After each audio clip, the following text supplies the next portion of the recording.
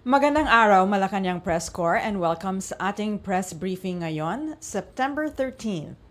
In yesterday's sectoral meeting with the President, Ferdinand R. Marcos Jr., the Department of Information and Communications Technology, or DICT, provided updates on the implementation. Magandang tanghali po sa lahat ng mga kababayan natin na nanonood ngayon dito sa Biyahe ni Koy TV. Nagkakaroon po ngayon ng isang press briefing ang Malacanang Press Corps kasama si Miss Daphne.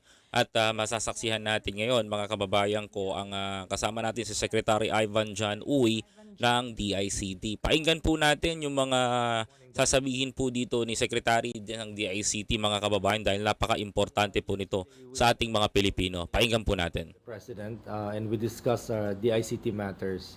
Primary topic of discussion was the deployment of a national digital ID. As you all may be aware, we've had this PhilSys ID system that has been assigned to the Philippine Statistics Authority to provide a national ID system. And so the data capturing occurred. Pinaka-importante po dito yung ating national ID mga kapatid dahil importante nyo pong dapat na malaman ng mga kababayan natin. ID. So Lalong-lalo na po sa panahon na to na mga naghahanap po kayo ng delays mga have already IDs. happened, and Please don't forget to like this live streaming mga kababayan habang pinalalabas po natin ang video na to. complaining that Maraming up salamat to this po. date they have not yet received their national ID. And so the president has expressed his impatience because a lot of things needed to be done, and it's all dependent on the deployment of a national ID. So recently, actually a few months back, the president tasked the DICT to figure out how do we now deploy a national ID without having to wait forever for the plastic ID card. So DICT prepared a study and a plan to deploy a national digital ID, which is an identity system that can be loaded on your respective mobile phones. Actually, this is already a leapfrogging, no?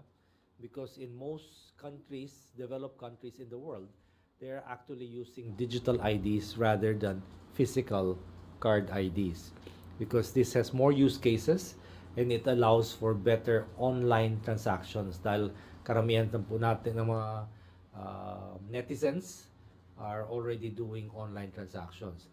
And this became more urgent because during the pandemic, most of us has actually shifted from physical cash transactions to online transactions, which gave rise to actually a significant increase in online commerce as well as digital payment systems. So nalaganap yung ano po, no, yung digital e-wallets dahil dumami po yung mga gumagamit nito during the pandemic. So this became more urgent that in order to secure our transactions online, dapat po there is a valid way of verifying the identity of each person that is transacting online. Kaya po, ni-propose natin sa ating mahal na Pangulo na DICT will take the lead in developing and deploying a digital ID, most especially on a mobile platform. So, but however, in order to do that, we needed to be able to access all the data that has already been captured by the Philippine Statistics Authority, because they were the primary agency tasked under the law to do all the data capturing, yung mga biometrics natin, no? Mga facial recognition, mga fingerprint, and so on, as well as yung mga Ito po personal mga kababayan yung information, sinasabi date of po natin birth, na kailangan and po ng all ating the mga kababayan family na circumstances and so on. pag-aralan dahil napaka-importante po sa as atin of ang ating our national last ID. report, Ito I na po think yung mga sagot sa mga katanungan they ng mga have kapatid. captured about 80 million identities already, and it's in their database. So for us to be able to convert it to a digital format, we needed access to that database so that we can deploy it on a digital platform.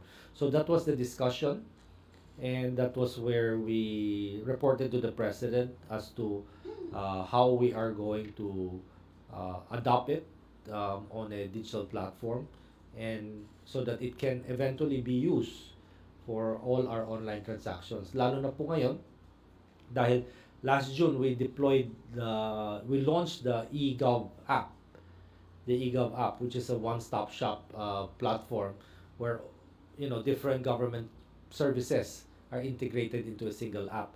So i-include po namin doon yung digital ID sa eGov app, so that when you transact using your digital ID credentials on that single Gov app, hindi na po kayo magsa-sign on pa sa ibang ahensya ng gobyerno kasi nandoon na. So example, na verify yung credentials nyo using your national ID, digital ID, at okay na kayo, you can directly connect to your PhilHealth account. At hindi na po tatanungin ng PhilHealth kung sino kayo, dahil na-verify yung identity nyo. So ma-access nyo na yung mga PhilHealth number nyo, contributions nyo, premium, availments, and so on. And many other government agencies for that matter. So that's the status of our discussion. Thank you. Thank you, Secretary Uy. We can start with Nestor Corrales.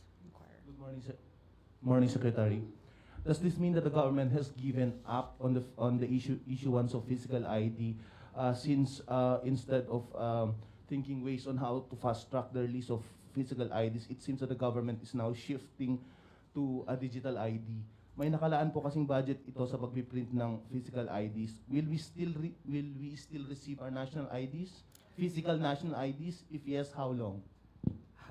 You'll have to ask PSA on that. But as far as we're concerned po, we're doing this in parallel because the public has grown impatient. Medyo, I think, 4 years na po or 5 years, no? Delayed yung kayo, wala pa kayong mga digital ID nyo. So, medyo the public has grown impatient and they don't want to wait forever to get that physical ID. So, kaya sabi namin, i-parallel na natin. So, habang they're taking their time to do the physical printed ID, we will also deploy our digital ID dahil mas mabilis po ito. Ang objective po namin, sana may magandang Christmas gift ang ating mga kababayan by end of the year, ma-deploy natin significantly yung digital ID. So, sa loob po ng ilang buwan, we will do our best to be able to deploy that digital ID system. Ang importante na po dito is malinis po yung data na ibibigay sa amin ng PSA. Alam na po natin na in computer po, garbage in is garbage out. So kung medyo may problema yung data na maibigay sa amin, medyo mahirapan kami na i-deploy yung digital ID format dahil kung mali yung data na yun, mali rin yung data ng i-deploy, no? Garbage in, garbage out. So, we have to exert efforts in order to make sure na yung data na ibinigay sa amin hindi corrupted, hindi sira, or hindi kulang, no?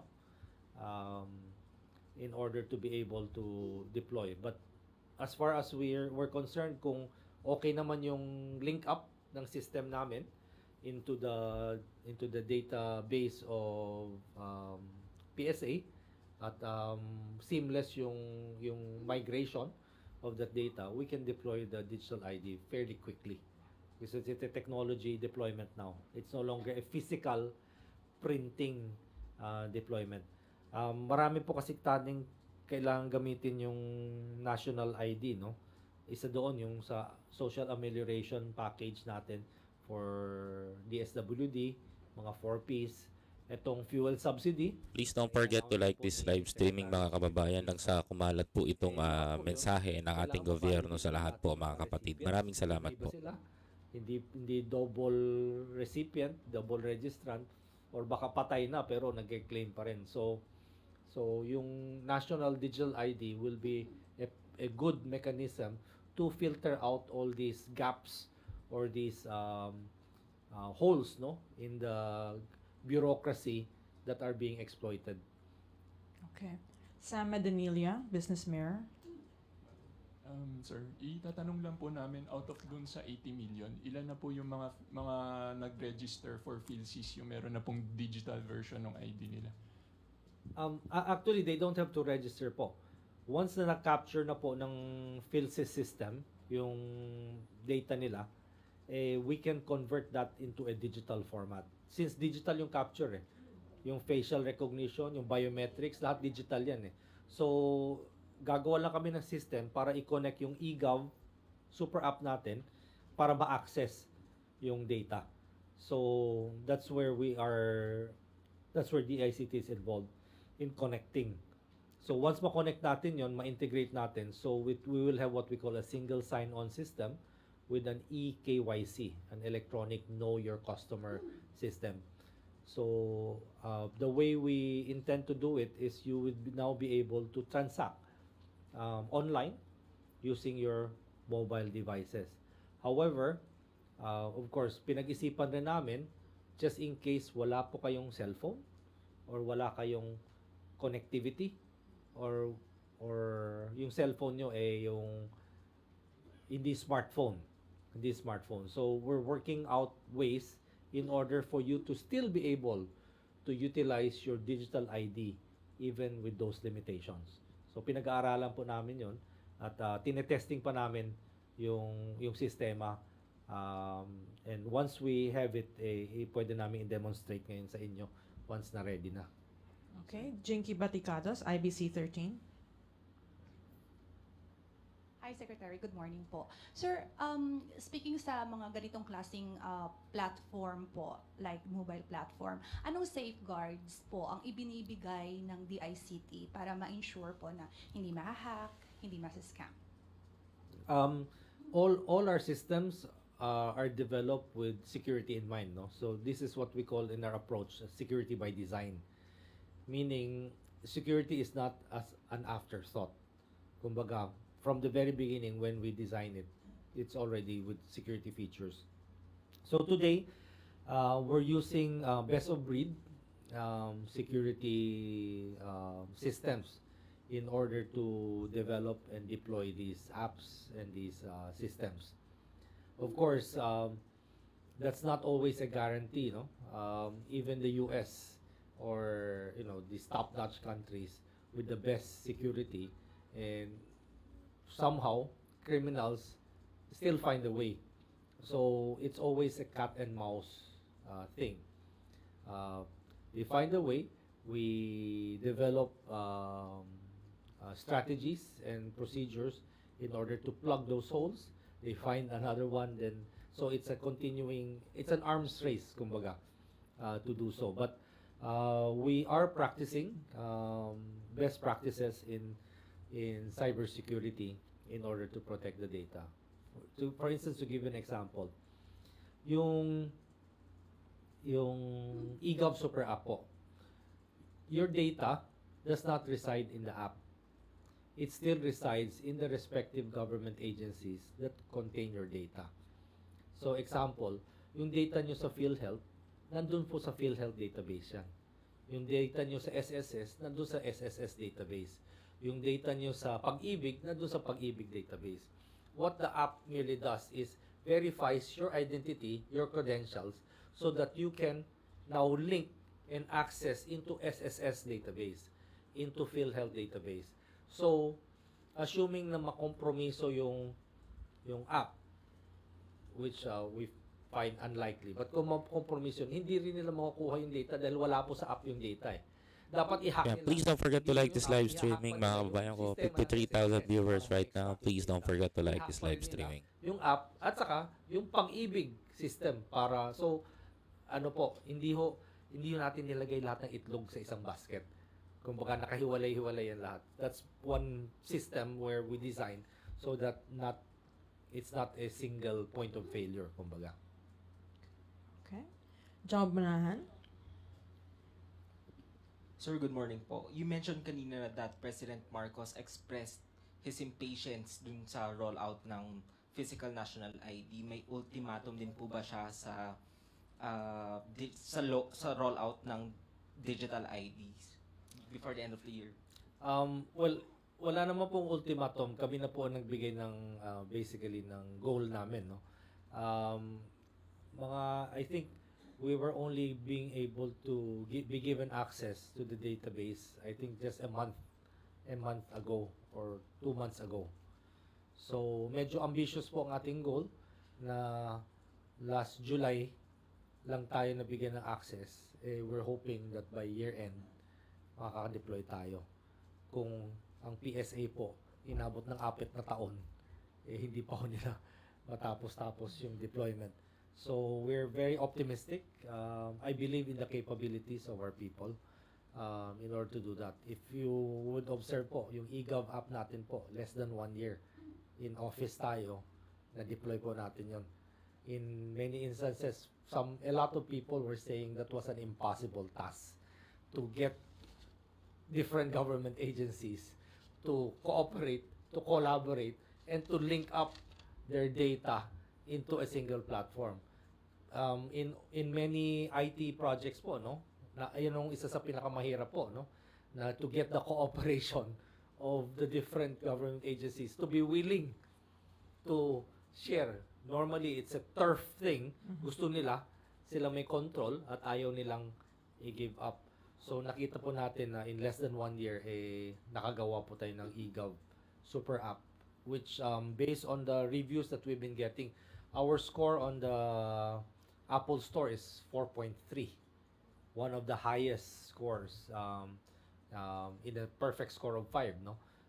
For an app system. And kung makita nyo mga commentaries, karamihan ng mga commentaries po, it's about time.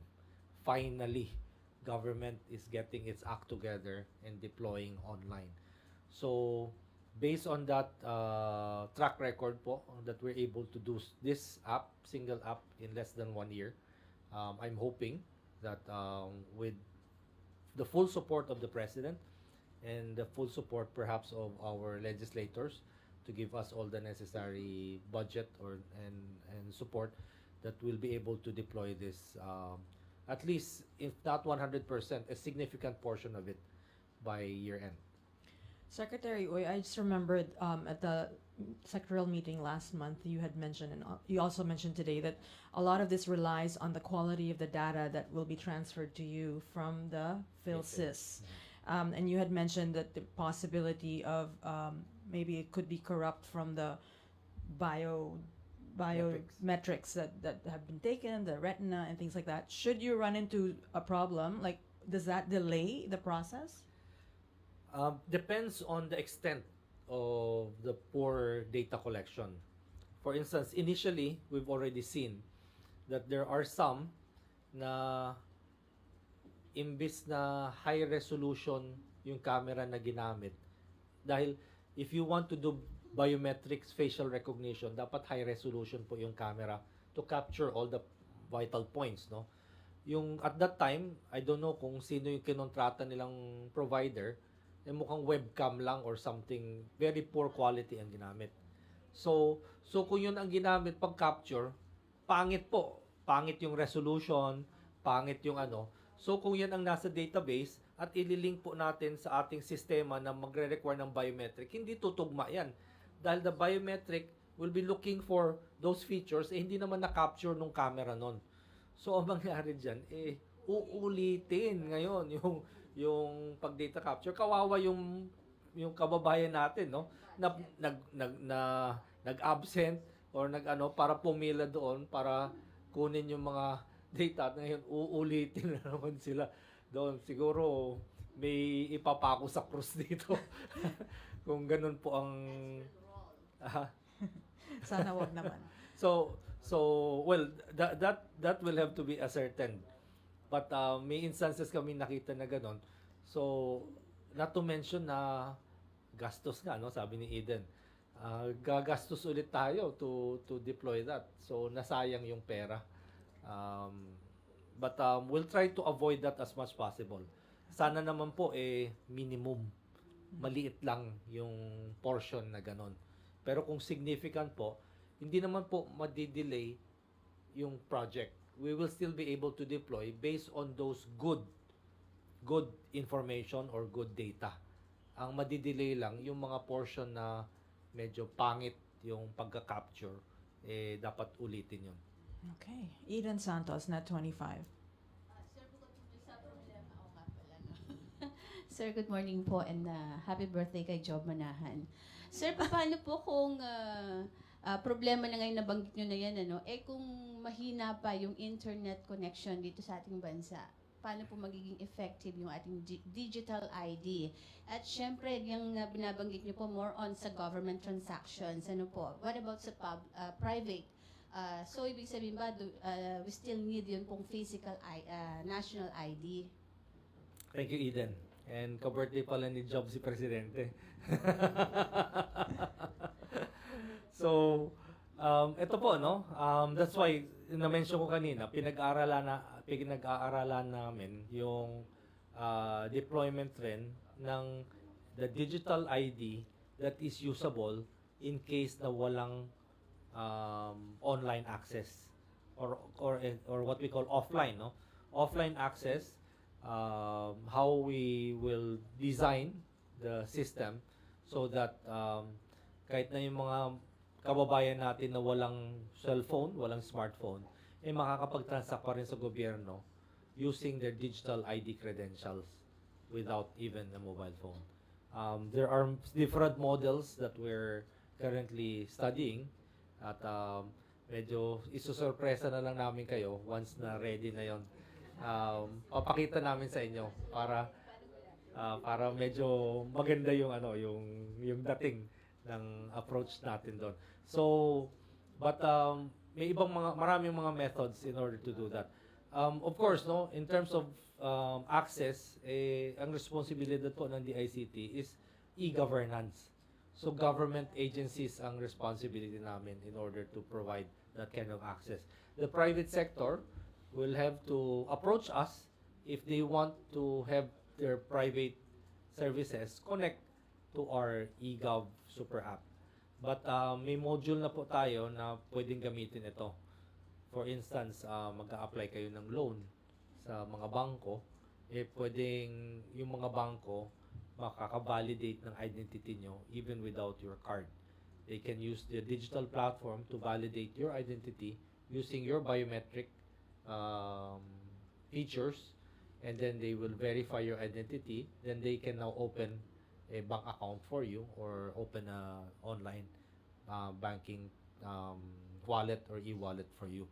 So some of those features will be incorporated in our eGov Super App. So basically, it's a national ID, but it can now be used not just for government transactions but also for private transactions.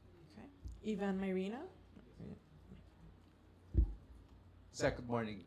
Nabanggit niyo po ide-deploy. What exactly can the public expect to be given to them? Meron ho bang mag-send sa akin ng link and then kailangan ko siyang i-download? What exactly is a digital ID?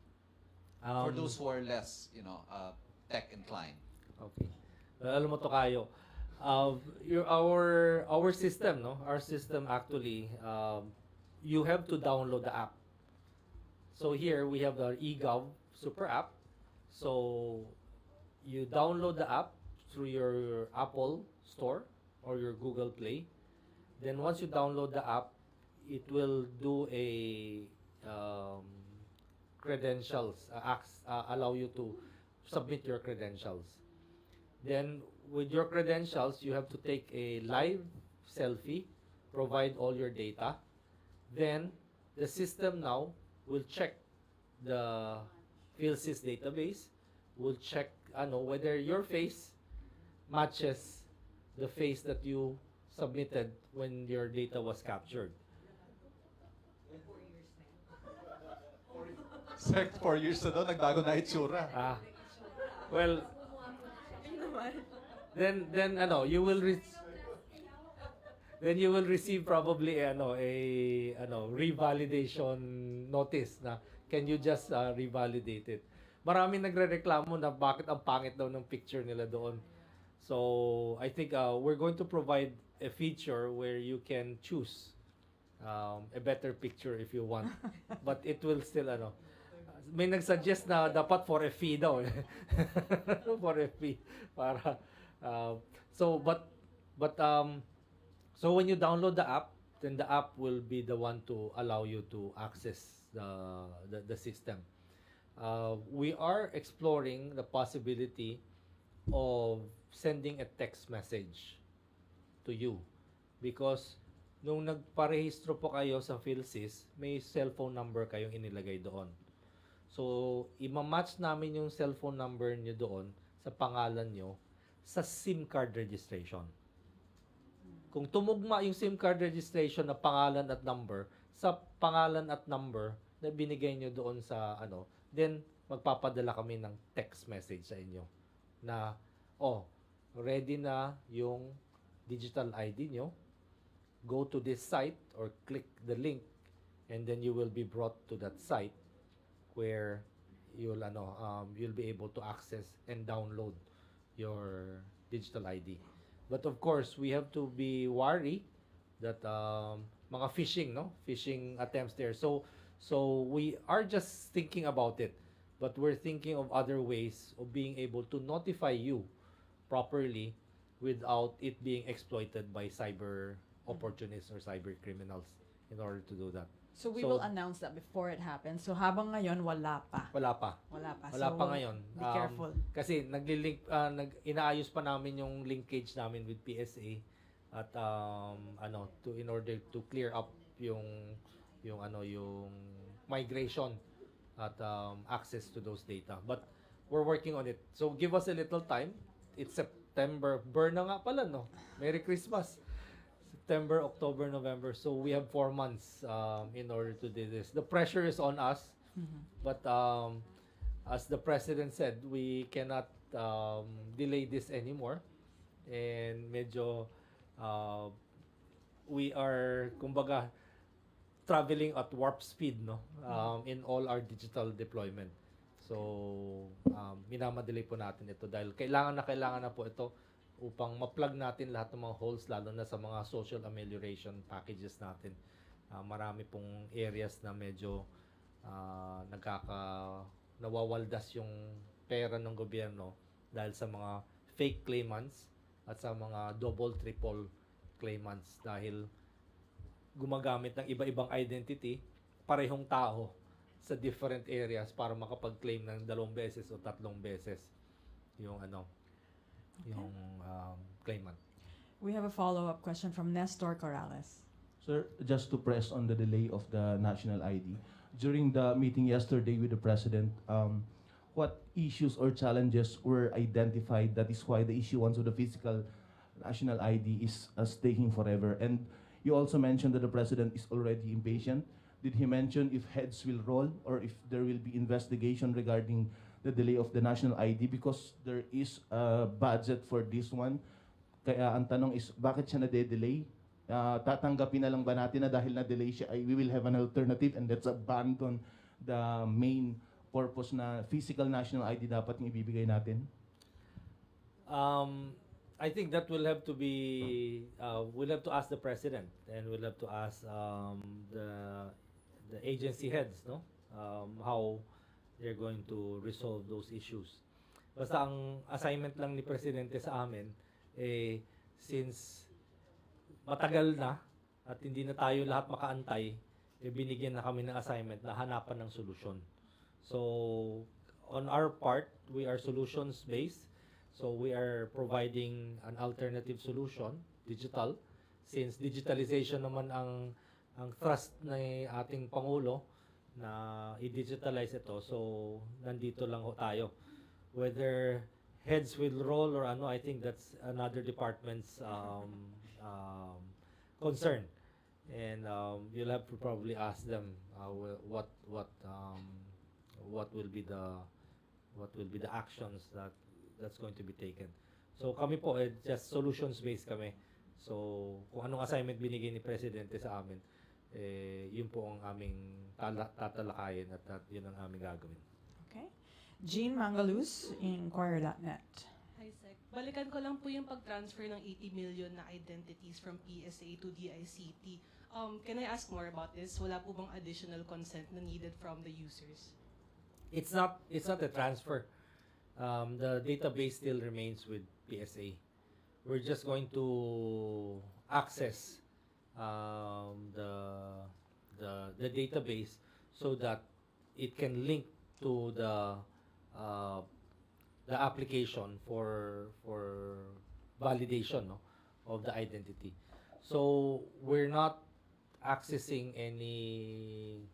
There's no transfer, kumbaga, of the information to us. We're just providing the linkage. Okay. Ricky Baticados again, IBC 13. Hi, sir. Sir, pupunta lang ako sa SIM card registrations po. Okay. Millions na po ang nakapagparehistro, sir. Why is it patuloy pa rin po yung mga text scams? And how the ICT address and to somehow resolve this issue po? Ito, no? The SIM card registration was passed in order to plug a mode of scamming, which is through the use of SIM card. Natandaan nyo po, itong mga scamming na ito, they're as old as time. Dati po, mail, Nigerian scams. Alam niyo po yun, no? Yung mga mail scams. And then, nung lumabas yung mga email, nagkakaroon ng email scams. So, nag-e-evolve po at nag-e-evolve.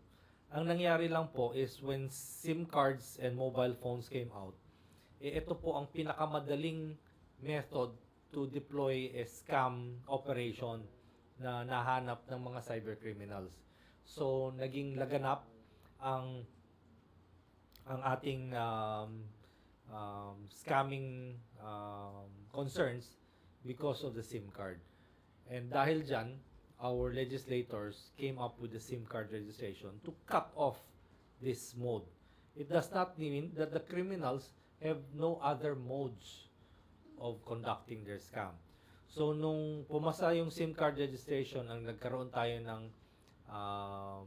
deadline for SIM registration, ang nangyari po, several things happened, no? Number one, the scammers move platforms. Since naputulan sila ng isang tool, which is the SIM card, in order to scam, they went to what we call the OTT, the over-the-top providers. Messenger, Facebook, WhatsApp, Telegram, Viber, all of these over-the-top na hindi kailangan ng isang SIM card or isang SIM number. So, doon po sila dumaan, pati email. Doon sila dumaan upang ituloy ang kanilang panloloko. Dahil medyo nabawasan po sila, no? Number two, kung mapapansin nyo, during the SIM card registration period, for me, in my personal case, I average about 6 or 7 text messages na scam per day. 6 or 7. Today, I probably get 1. Or 1 in 2 days or 3 days. So, andyan pa rin, pero ang laki na po ng nabawas sa kanila. So that's a big reduction, no, in their capability of using the SIM cards. And how are they doing this? Number one, they are able to purchase pre-registered at hinuli po namin ang mga perpetrators niyan. Kasama po sila sa paghabla. At yung gagastusin nila sa abogado, mas malaki pa po kaysa sa kikitain nila sa pagbenta nila ng SIM card nila. So, wag na wag po nilang ibenta yung kanilang credentials. Number two, assuming hindi po nila binenta, may paraan po itong mga sindikato na bumili or magpa-manufacture ng fake identity sa some areas in our metropolis. Medyo madali pong makakuha ng fake IDs, no? May isang famous na kalye dyan sa may Manila na pati diploma, transcript, pwede ka pang bumili doon. So, dyan po, nakakabili sila ng fake na ID at ginagamit yung fake ID upang magparehistro. Third, gumagamit po sila ng social engineering or scanning ng mga Facebook social media accounts upang magnakaw ng credentials.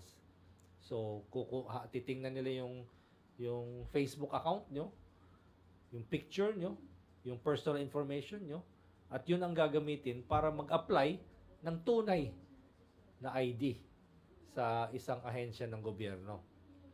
Tandaan nyo po na nung umpisa po tayong nagkaroon ng SIM card registration, medyo stricto tayo sa requirement ng government-issued ID. At sa umpisa nun, medyo nagkaroon ng maraming reklamo dahil may isang portion ng ating population na wala pong government-issued ID. At dahil doon, medyo mababa yung take-up ng SIM card registration dahil maraming walang ID, government ID. So, in several congressional hearings, nakiusap po ating mga legislators kung pwedeng bawasan or medyo gaanan yung requirement ng government ID dahil maraming kababayan natin na wala nun. So, we liberalize it by allowing even barangay IDs to be accepted. Dahil niluwagan yan, mas marami ngayong makakalusot na mga fake or not really properly vetted credentials na nakakakuha nitong mga IDs nito. So, ganun na po nangyari, no? In fact, if you would notice, there are some government agencies that issue government IDs na card lang at pangalan nyo lang. Walang litrato. Kayo na po ang sariling maglalagay ng litrato doon sa card. So, kung ilagay nyo pong litrato ng isang daga or pusa or whatever animal, pasado yan dahil government-issued ID yan, no? Na tunay yung pangalan, tunay yung ano, at binigyan kayo ng opportunity to put your own whatever picture you want there, even if it is somebody else's picture or another creature for that matter. Kaya po nakakalusot yan.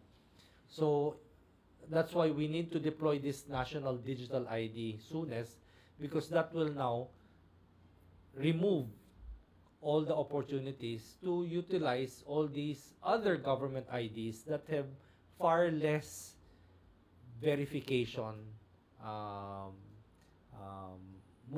methods, no, in order to verify the identity of the person. So hindi na kayo kailangang gumamit ng ibang sistema dahil etong sistema with biometrics, with all the digital verification features will be more reliable in order to do that. Sir, last lang po. Last, sir. How would ICT po defend the confidential fund that you're seeking?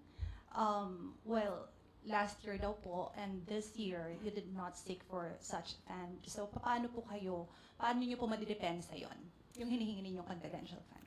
Well, actually, during the previous administration, meron po. Merong confidential fund.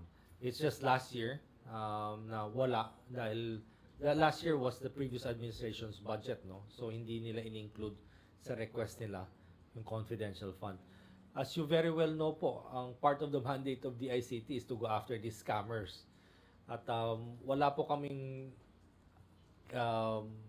nakatali pong kamay namin if we do not have this kind of capability. Marami pong paraan na ginagamit itong mga scammers in order to avoid detection and to avoid capture or arrest. And we need all the resources possible and all the tools possible in order to go after them. So the confidential fund is essential in order to conduct intel and investigation in order to go after these criminals. Na-explain ko kanina na itong mga cyber criminals po are very well funded, very well organized, and very highly technical. So we need, dapat tapatan po natin ito ng kaukulang kakayahan sa gobyerno na makahabol sa kanila. At nakatali po ang ating mga kamay kung wala po tayong proper tools in order to go after them. And many of these tools and many of these methodologies require confidential funds to do it. Okay. Last question from Tuesday New, DZBB. Hi, sir. Doon ba sa system po ng DICT ngayon para sa digital IDs ay hindi namin i-expect na mangyayari yung nangyari sa ginawa ng o pag-test ng NBI na nagpa-register, ang ginamit ay picture ng matching. Tapos, pag nag-register po dito sa inyo, walang ganong mangyayari. Paano po mapaprevent yun? Well, mangyayari po yun kung kamukha nyo yung matching.